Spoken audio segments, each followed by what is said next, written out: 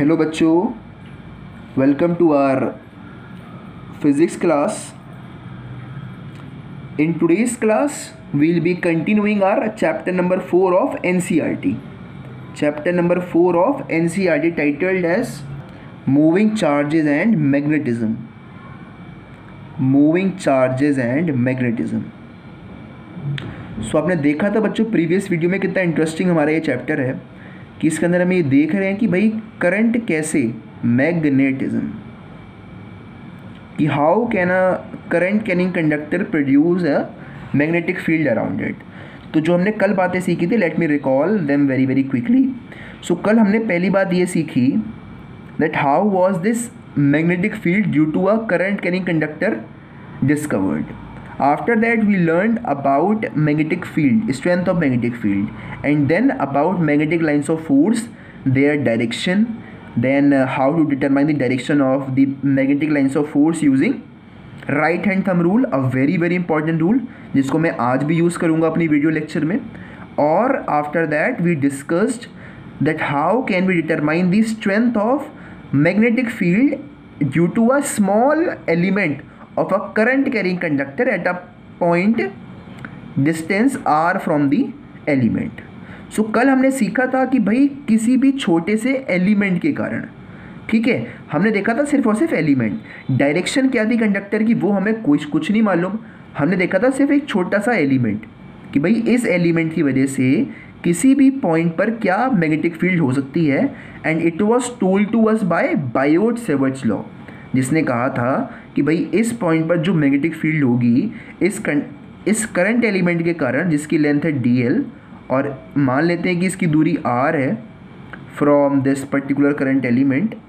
So he told you that the magnetic field at this point due to this particular element is given by mu naught upon 4 pi. I is the current flowing through this conductor into the length of this current element dl. आगे क्या था बच्चों, angle between this dl vector and r vector theta, sine theta upon square of the distance between the two points. So I hope this Biot-Savart's law was clear to you. So मैं आज की video में previous की जो knowledge use करने वाला हूँ वो एक तो बायोट-सेवर्ट्स लॉ को, और दूसरा the knowledge of right hand thumb rule, और कुछ एक previous knowledge that is resolving of vectors. Resolving of vectors कि आप कैसे वेक्टर्स को रिजॉल्व करते हो. ओके, सो अगर आपको ये तीन बातें अच्छे से मालूम है, सो हम आपको ये टॉपिक बहुत ही सिंपल लगने वाला है आज का, in which I will be teaching you that how do you calculate the magnetic field due to a circular loop carrying current.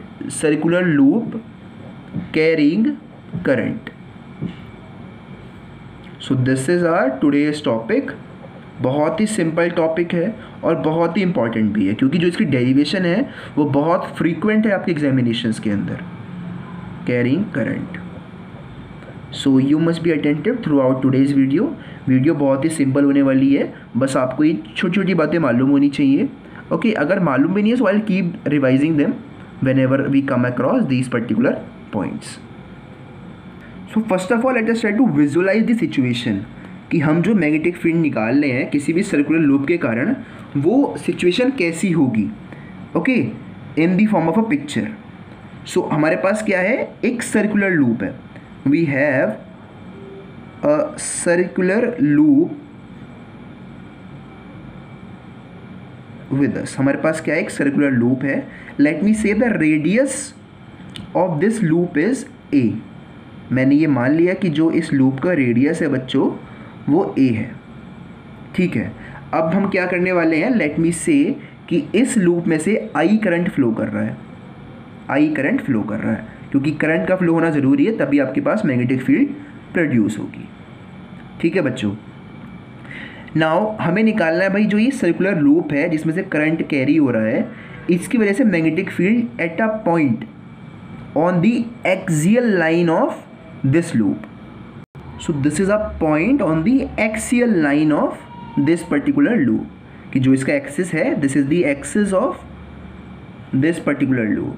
सो इसके एक्सिस पर हमने एक पॉइंट P माना है जहाँ पर हमें मैग्नेटिक फील्ड निकालना है due to this entire current carrying loop. ठीक है, बस हमारे पास इतनी इन्फॉर्मेशन है फ्रॉम द क्वेश्चन। अब आगे काम हमें खुद करना है, by our imagination, by our understanding.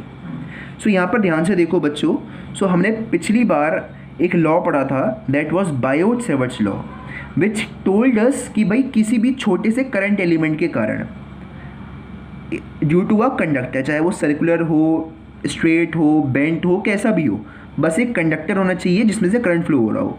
सो ये भी भाई कंडक्टर है, इसमें से करंट फ्लो हो रहा है।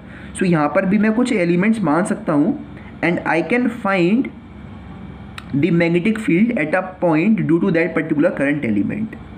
सो पहले आप ये लिख लीजिए कि जो हमने डायग्राम बनाया है, that is figure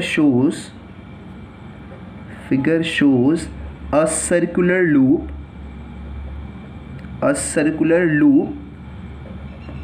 of radius A carrying current I.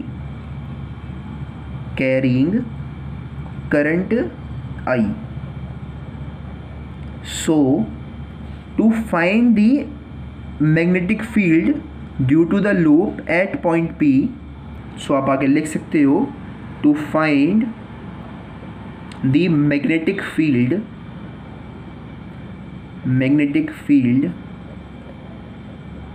at a point P on the axial line of the loop, at a point P on the axial line of the loop,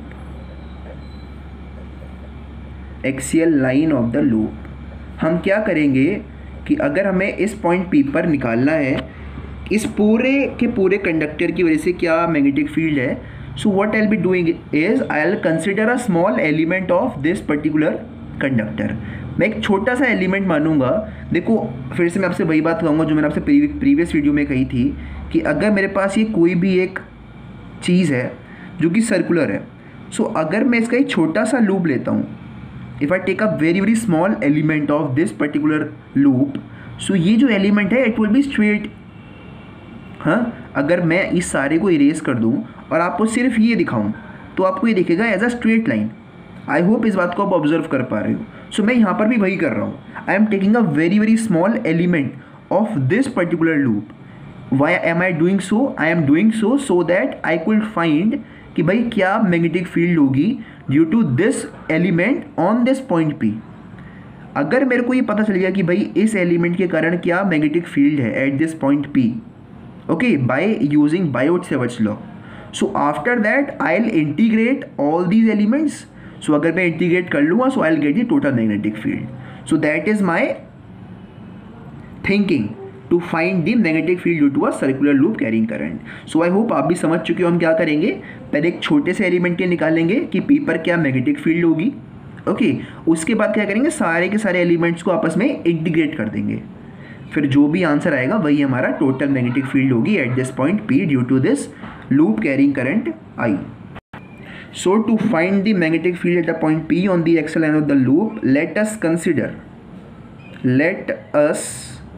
consider a small element,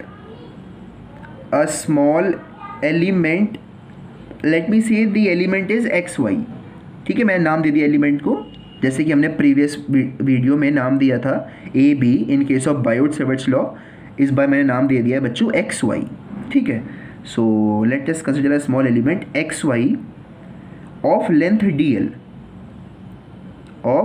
length DL eight a distance R from the point P।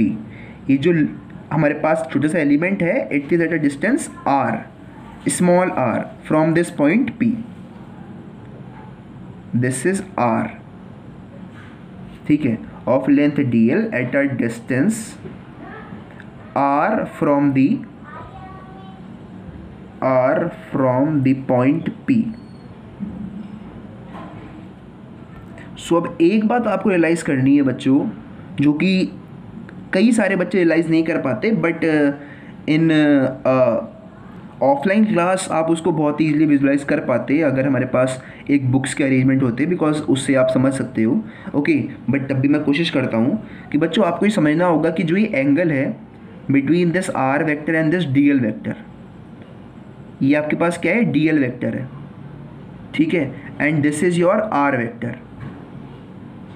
So this angle between this D L vector and R vector is equal to 90 degree, कि जो ये angle है आपके पास बच्चों ये 90 degree का है, the angle between this D L vector and R vector. ऐसा मैं क्यों कह रहा हूँ, ऐसा मैं इसलिए कह रहा हूँ क्योंकि मैंने माना है कि जो रेडियस है ये लूप का, जो आपके लूप का ये रेडियस है ये बहुत बहुत छोटा है।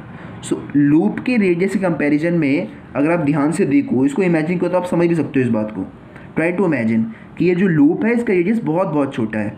सो ये जो डी एल है इट्स अ स्ट्रेट लाइन, और जो ये आर है it's a line like this. So the angle between the two will be 90 degree.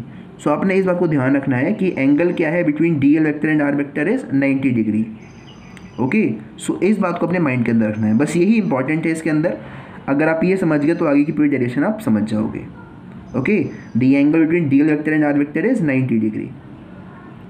So अब हम आगे लिख सकते हैं that by Biot-Savart's law, that now according to Biot-Savart's law we know that the magnetic field due to this element xy at the point P is dB is equal to mu naught upon 4 pi I dl। I क्यों, क्योंकि I is the current flowing through the loop xy।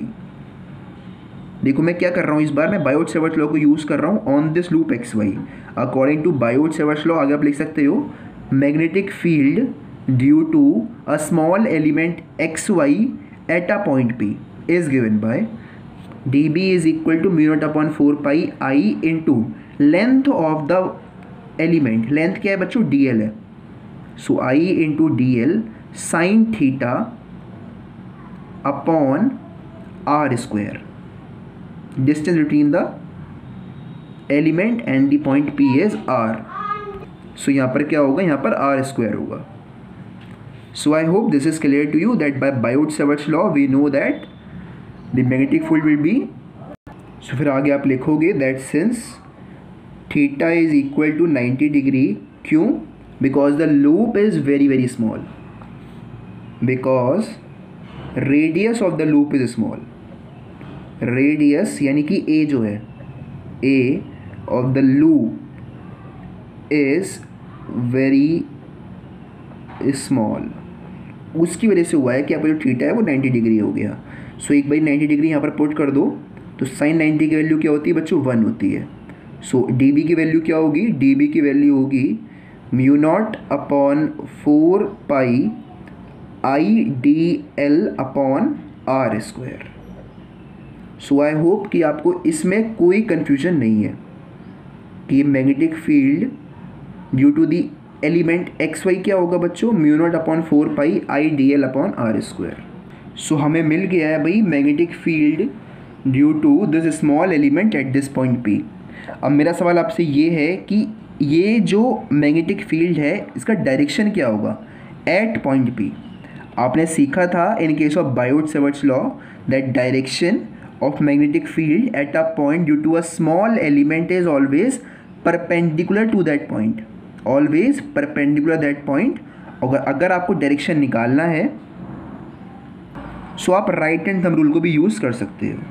But एक बात तो हमें अच्छे से मालूम है कि जो डी बी का डायरेक्शन है, इस डी बी का जो हमने निकाली है जो उसका डायरेक्शन है एक्स वाई के कारण वो क्या है, परपेंडिकुलर है पॉइंट पी के, इस आर वाले प्लेन पर परपेंडिकुलर है, is perpendicular to this plane R. मैं चाहता हूँ इस बात को आप लिख भी लो कि direction of D B is always perpendicular to the plane of D L vector cross R vector. लिख लो इस बात को, ये बायोट-सेवर्ट्स लॉ में भी काम आएगी, यहाँ पर भी काम आएगी कि जो डायरेक्शन ऑफ डी बी है, direction of D B is always perpendicular to the plane containing D L vector cross R vector. Very very important, D L vector cross R vector, ये बात आपको मालूम होनी चाहिए, ठीक है। इसी को हमने यूज़ किया था बायोट-सेवर्ट्स लॉ में, इसी को मैं यहाँ पर भी यूज़ कर रहा हूँ। सो टेल मी कि वो प्लेन कौन सा है जिसमें D L vector cross R vector है, वो ये प्लेन ये वाला है बच्चों, दिस प्लेन। सो इसका परपेंडिकुलर कहाँ होगा, इसका परपेंडिकुलर कहीं यहाँ पर होगा, ऐसे perpendicular to this plane, this plane, ठीक है। No confusion in this. ये क्या है, डायरेक्शन ऑफ डी बी है, direction of D B. So now look carefully. Now what I'll be doing is I'll resolve this vector dB into two components. Okay, that is dB cos theta and dB sin theta. So एक बात बहुत ज़रूरी है कि भाई theta क्या है, theta is the angle between this plane and this plane. So if this is theta, so ये जो एंगल है यहाँ पर ये भी थीटा होगा by the rule of geometry in mathematics. Okay, so this is the angle theta. अगर मैं आपसे पूछूं कि बच्चों ये कंपोनेंट क्या होगा और ये कंपोनेंट क्या होगा फॉर डी बी, सो जिस लाइन पर हमारा थीटा रेस्ट करता है उसको हम बोलते हैं d B cos theta component. So ये वाला कंपोनेंट कौन सा है हमारा, डी बी कॉस थीटा, ठीक है। और ये वाला कंपोनेंट कौन सा होगा, D B sine theta. I hope कि इसमें आपको कोई भी कन्फ्यूजन नहीं है कि ये क्या होगा डी बी कॉस थीटा, ये क्या होगा बच्चों डी बी साइन थीटा। ये आए कैसे, when I had resolve this vector d B into two components, the component of cos theta and the component of sine theta. So बच्चों cos theta कहाँ पर है, cos theta is perpendicular to this line joining the centre of the loop and the point P, where as जो sine theta वाला component है it is along the axis of the coil, okay, and away from the centre, okay. So this is all the resolving of vector due to this element x y. अब बड़ी ध्यान से समझना, I want your 100% attention, क्योंकि main concept इसका यहीं पर है, मेन नया कॉन्सेप्ट इसका यहाँ पर ही है कि बच्चों अगर ये मेरे पास एक एलिमेंट था एक्स वाई, तो इसी के करस्पॉन्डिंग एक और एलिमेंट यहाँ पर होने वाला है, मैंने मान लिया भाई एक्स डैश वाई डैश, और ये दोनों एग्जैक्टली सेम होंगे। हाँ, मैंने क्या किया, अरे भाई अगर एक एलिमेंट एक्स वाई यहाँ पर है जिसकी लेंथ डी एल है, तो यहाँ पर भी एक एलिमेंट हो सकता है, लेट मी से एक्स डैश और वाई डैश, ओके, जो भाई डी एल लेंथ का हो सकता है, ये भी तो डी एल लेंथ का हो सकता है, क्योंकि देखो कॉइल क्या है, सिमेट्रिक है, इट्स अ सर्कल, जो पॉइंट आपको यहाँ पर मिलेगा वो पॉइंट आपको इसके नीचे ही मिलेगा, सो इसकी लेंथ भी डी एल हो सकती है, ओके। सो आप ध्यान से देखो कि जो ये वाला एलिमेंट है, जो ये इस पॉइंट पर मैग्नेटिक फील्ड जनरेट करेगा, वो होगी इस प्लेन के परपेंडिकुलर, यानी कि कहीं यहाँ पर वो होगी ऐसे इस प्लेन के परपेंडिकुलर, ठीक है। तो अगर मैं इसके dB को भी, इसका dB और इसका dB सेम होगा, क्यों होगा, क्योंकि इसकी लेंथ भी सेम है, करंट कैरिंग भी सेम है, डिस्टेंस जो इसका पॉइंट P से है वो भी R है, इसका भी R था, सो यहाँ पर जो dB है भाई इसका dB भी होगा, ओके। आपको सब ये लिखवाएंगे, अभी सिर्फ समझो, ठीक है। सो ये क्या हुआ, मैग्नेटिक फील्ड हुआ due to this another element X Y exactly similar to the above element. So ये भी एक डी बी मैग्नेटिक फील्ड लगाएगा इस पॉइंट पी पर। तो अगर मैं इसको भी रिजॉल्व करूँ, so I resolve it into two components, d B cos theta and d B sine theta. So ये भी थीटा होगा, सो ये वाला एलिमेंट क्या होगा, ये होगा बच्चों डी बी कॉस थीटा, और ये वाला क्या होगा, डी बी साइन थीटा। सो ऐसे आप ध्यान से देखो कि भाई जो कॉइल है वो सिमेट्रिक है, हर एक एलिमेंट के लिए करस्पॉन्डिंग एलिमेंट ज़रूर होगा इस कॉइल के अंदर। अगर मैं यहाँ पर एक एलिमेंट लेता हूँ तो उसका करस्पॉन्डिंग एलिमेंट यहाँ पर होगा, अगर मैं यहाँ पर लेता हूँ तो उसका करस्पॉन्डिंग एलिमेंट यहाँ पर होगा। सो हर एक एलिमेंट का एक करस्पॉन्डिंग एलिमेंट है, मैंने सिर्फ आपको उनमें से एक दिखाया है। सो आपने ध्यान से देखा कि भाई जो डी बी कॉस थीटा वाला एलिमेंट है, जो डी बी कॉस थीटा वाले एलिमेंट है, वो दोनों सिमिलर हैं और आपस में अपोजिट हैं। ध्यान से देखो, इनका डायरेक्शन अपोजिट है आपस में, ये ऊपर है तो ये नीचे है, और दोनों का मैग्नीट्यूड सेम है। सो जो डी बी कॉस थीटा वाले कॉम्पोनेंट्स हैं due to the entire coil, ये आपस में एक दूसरे को कैंसिल कर देंगे। सिर्फ इस एलिमेंट के नहीं, हर एक एलिमेंट के आपस में कैंसिल कर देंगे। क्यों? क्योंकि जो कॉइल है वो आपकी सिमेट्रिक है, और हर एलिमेंट के लिए एक अपोजिट में एक और एलिमेंट बैठा है जो कि उसका डी बी कॉस थीटा वाला कॉम्पोनेंट कैंसिल कर देगा। जबकि जो डी बी साइन थीटा वाला कॉम्पोनेंट है वो सारे एक ही डायरेक्शन में है, तो जो एक्चुअली में मैग्नेटिक फील्ड होगी at this point P due to the coil would be only and only due to this sine theta's components. I hope कि आपको ये बात अच्छे से क्लियर है। तो हम आगे चलते हैं और आपको ये सारी बातें लिखवा देते हैं। ओके, बस आपको इतना समझना था कि भाई हर एक एलिमेंट के लिए एक दूसरा करस्पॉन्डिंग एलिमेंट भी है इस कॉइल के अंदर, क्योंकि ये कॉइल सर्कुलर है, सिमेट्रिक है।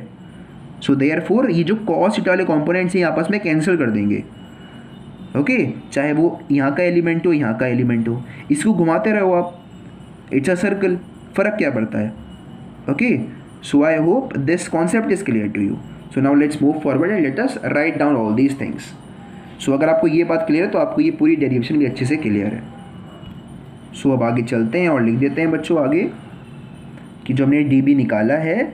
सो आप लिखो the direction of D B, the direction of D B is perpendicular to the plane containing, या फिर plane formed by d L vector and R vector. ठीक है, the direction of D B is perpendicular to the plane formed by d L vector and R vector. So आपने देखा था ऊपर हमने कैसे बनाया था वो। सो अब हमने क्या किया था उसके बाद, we are dissolve the d B into two components. So आप लिखोगे आगे resolving d B into two components, d B into two components. पहला क्या था बच्चों, डी बी कॉस थीटा और दूसरा था d B sine theta. D B cos theta और d B sine theta. D B cos theta was which is perpendicular to the axis of coil, perpendicular to the axis of coil. आपने देखा था कि जो D B cos it was like this, coil के axis के perpendicular, and sin theta was along the axis of the coil away from the center, which is along the axis of the coil and away from the center. Away from the center. I hope this is clear to you. ठीक है, so अब आप हम आगे क्या लिखेंगे, हम आगे लिखेंगे कि भाई क्योंकि जो कॉइल हमारी है वो सिमेट्रिक है, so therefore all the perpendicular elements cancel each other. So as the coil is symmetrical, as the coil is symmetrical, therefore every element, जो भी एलिमेंट हमारे बनेंगे of length D L, length must be same, of length dl has equal and opposite elements, equal and opposite elements, and hence the perpendicular components यानी कि cos theta वाले components, db cos theta वाले components being equal and opposite, cancel each other and therefore does not contribute to the overall magnetic field, does not contribute to the overall magnetic field. It was the most important thing. ये आपको बच्चों exam के अंदर लिख के भी आनी होती है। This is the entire derivation. ये बहुत फ्रीक्वेंटली आपके एग्जाम्स में आ रही है। ओके, देखो हर एक चीज़ बहुत ही सिंपल है। ये लाइन सबको बहुत ही क्लियर होनी चाहिए कि हमने क्या किया, डी बी को रिजॉल्व किया, फिर हमने देखा कि भाई कॉइल सिमेट्रिक है, सो हर एक एलिमेंट के लिए इक्वल एंड अपोजिट एलिमेंट रखा हुआ है। एग्जाम्पल मैंने आपको दिया था एक्स वाई और एक्स डैश वाई डैश वाला। ओके, ऐसे ही पूरी कॉइल के लिए हर एक एलिमेंट के लिए एक अपोजिट एलिमेंट बैठा हुआ है। सो आप लिखोगे हेंस दी परपेंडिकुलर कॉम्पोनेंट्स, यानी कि डी बी कॉस थीटा वाले components being equal and opposite cancel each other and therefore does not contribute to the overall magnetic field of the coil. So आप अभी इतना लिखो, I am turning the page. So हम आगे लिख सकते हैं कि therefore the magnetic field at point P, कि जो magnetic field है भाई at point P,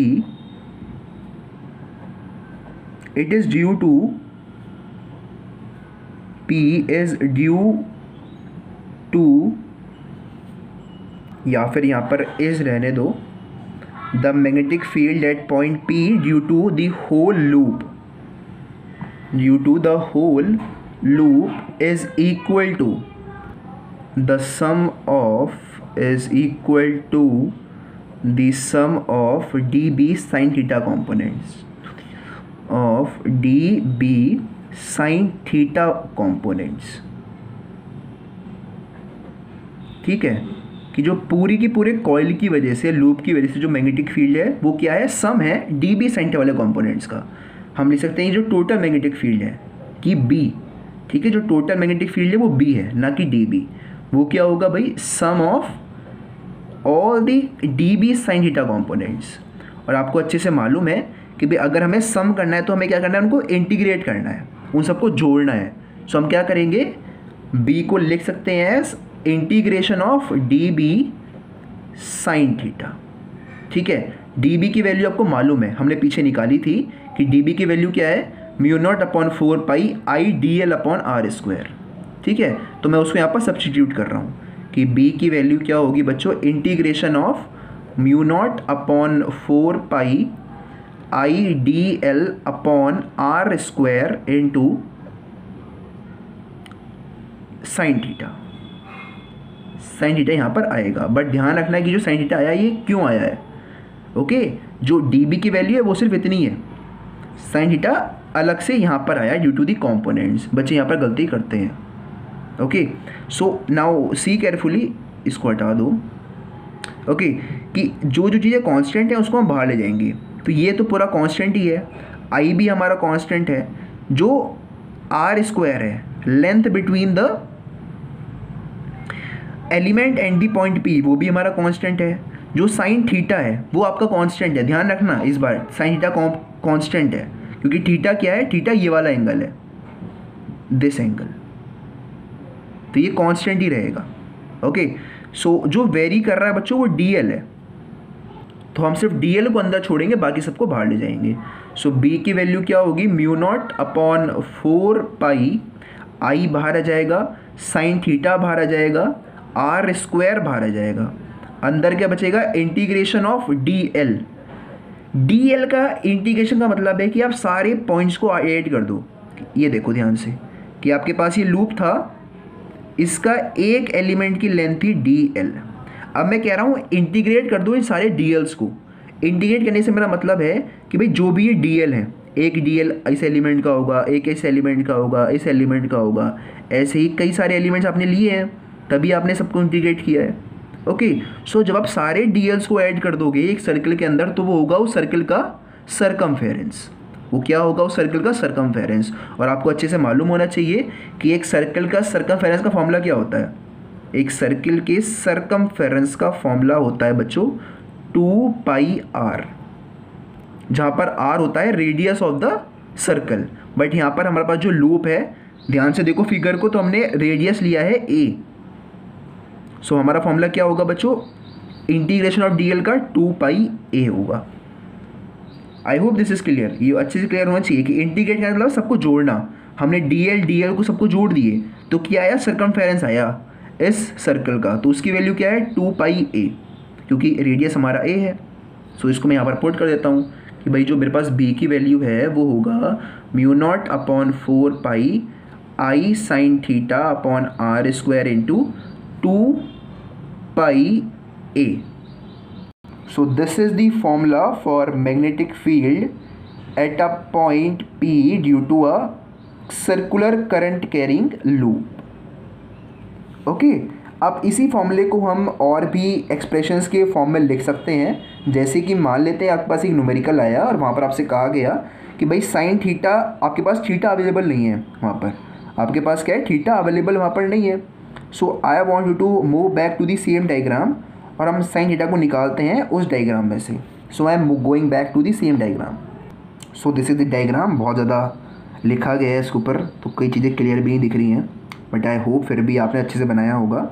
सो आपके कॉपी में ये क्लियर होगा diagram. Okay, so what I was talking about कि हमें निकालनी है बच्चों साइन थीटा की वैल्यू। साइन थीटा की वैल्यू आपको अच्छे से मालूम है। So what I will be doing is, मैं इस थीटा के लिए साइन थीटा की वैल्यू निकाल लूँगा।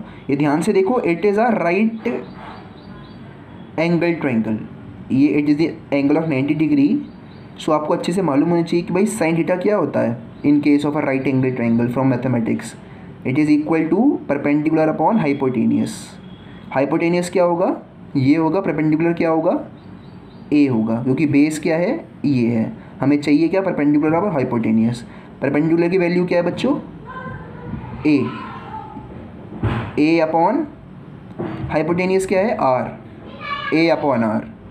सो आई होप कि आपको क्लियर है कि साइन थीटा की वैल्यू क्या हो सकती है, ए अपॉन आर भी हो सकती है। सो हम लिख सकते हैं that from the figure we know that sine theta की वैल्यू क्या है बच्चों, ए बाय आर है। तो मैं उसमें यहाँ पर रिप्लेस कर दूंगा इस वैल्यू को। So the formula will be that B is equal to mu naught upon 4 pi I into 2 pi. देखो एक ए यहाँ पर था और एक ए इसकी वजह से आया है। सो ए इंटू ए क्या हो जाएगा बच्चों, ए स्क्वायर हो जाएगा। So 2 pi A square into I upon R cube, ये क्या होगा, आर क्यूब हो जाएगा। R square into R is R cube. ठीक है, आई होप इसमें कोई भी आपको कन्फ्यूजन नहीं होगी। अब मान लेते हैं कि आपको एक न्यूमेरिकल के अंदर आर भी नहीं दे रखा, आपको किसी न्यूमेरिकल के अंदर आर भी नहीं मालूम। सो आप आर को भी निकाल सकते हो इन अदर टर्म्स। देखो कैसे, let's move back to the diagram again. So here we are with the diagram. So एक बात आपको मेंशन करनी होगी to find the value of R, कि मैं मान रहा हूँ कि जो मेरा पॉइंट पी है that is at a distance X from the centre. उस बात को आप यहाँ पर जोड़ सकते हो, यहाँ पर to find the magnetic field at a point P, distance R from the centre, axial line of the loop यहाँ पर लिख सकते हो आप। यहाँ पर distance X from the centre, distance X from the centre, यहाँ पर आप इसको लिख सकते हो। I hope this is clear. बहुत ज़्यादा हौच पौच हो चुकी है वैसे पहले से, okay, but do not mind it. So हम क्या कर रहे हैं बच्चों, आर को निकालना है in terms of some other terms. तो आपको ध्यान से देखो, it was a right angle triangle ना। So hypotenuse square is equal to base square plus perpendicular square. So I can write R as the under root of A square plus X square by Pythagoras theorem. I hope this is clear to you कि R की value क्या होगी बच्चों, under root of A square plus X square. कैसे, क्योंकि हमारे पास ये एक राइट एंगल ट्रायंगल है। So this is our perpendicular, this is your base, this is your hypotenuse. So by Pythagoras theorem this is valid. तो मैं इसको वहाँ पर सब्स्टिट्यूट कर रहा हूँ। सो आप लिख सकते हो कि भाई बी की वैल्यू होगी mu naught upon 4 pi 2 pi I A square upon R को हम रिप्लेस कर रहे हैं under root of A square plus X square. Under root का मतलब क्या होता है, हाफ इंटू 3 क्या होगा, 3/2 हो जाएगा। देखो इसका मतलब क्या है, A square plus X square raise to the power 3। इसका मतलब है कि A square plus X square की पावर 1/2। ये क्या था, 1/2 था, 1/2 इंटू 3। सो ये क्या होगा, 3/2 होगा। ठीक है, so it's a very very important formula, क्योंकि इस फॉर्मूले से आपके एग्जाम्स के अंदर न्यूमेरिकल्स भी आ रहे हैं। दैट जो बी है magnetic field due to a circular current carrying loop is equal to mu naught upon 4 pi times 2 pi I A square upon A square plus X square raise to the power 3/2। और कई बार examiner ये भी पूछ रहा है कि भाई centre पर क्या मैग्नेटिक फील्ड होगी, कि सेंटर ऑफ द लूप पर क्या मैग्नेटिक फील्ड होगी। तो देखो सेंटर पर क्या होगा, सेंटर पर अब जो आपका x है वो 0 हो जाएगा।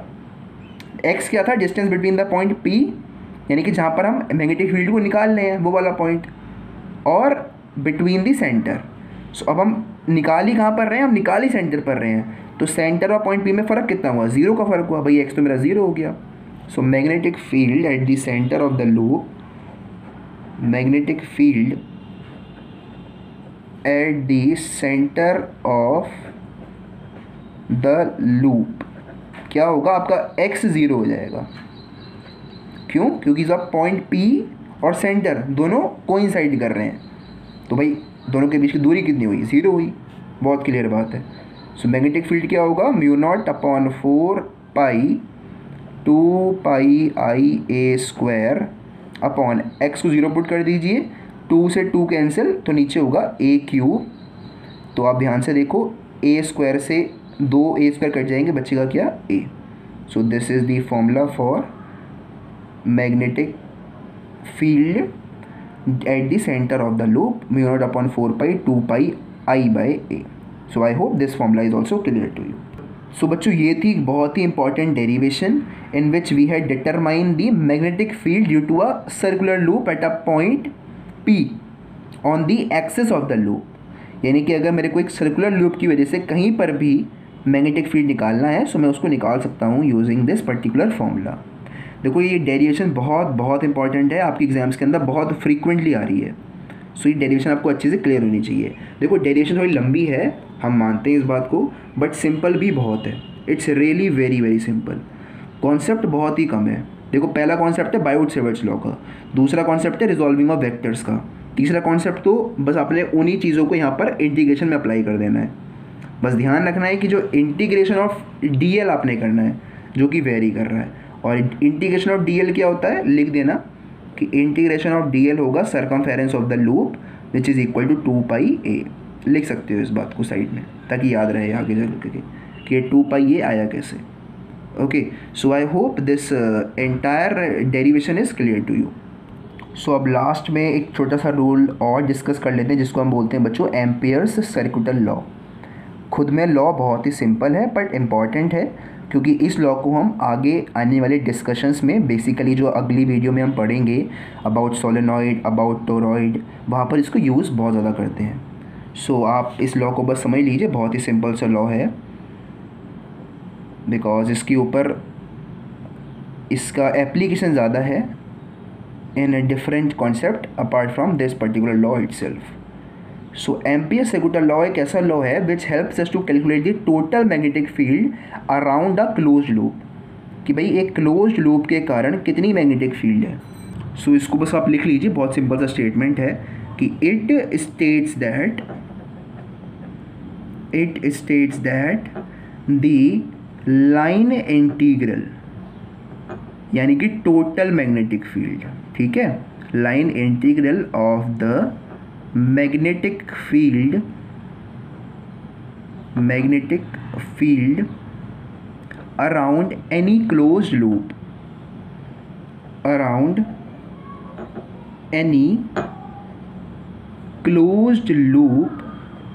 in free space is equal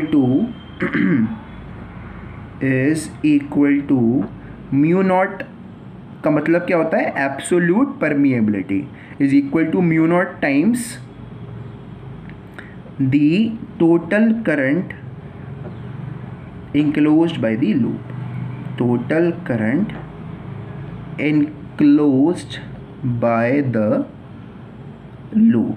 ये होता है सिंपल सा statement of ampere circular law. इसको हम कल वाली वीडियो में जब पढ़ेंगे तो आपको और ज़्यादा क्लियर होता जाएगा ये लॉ, कि हम इसको कैसे अप्लाई करते हैं, किन किन कंडीशंस में अप्लाई होता है।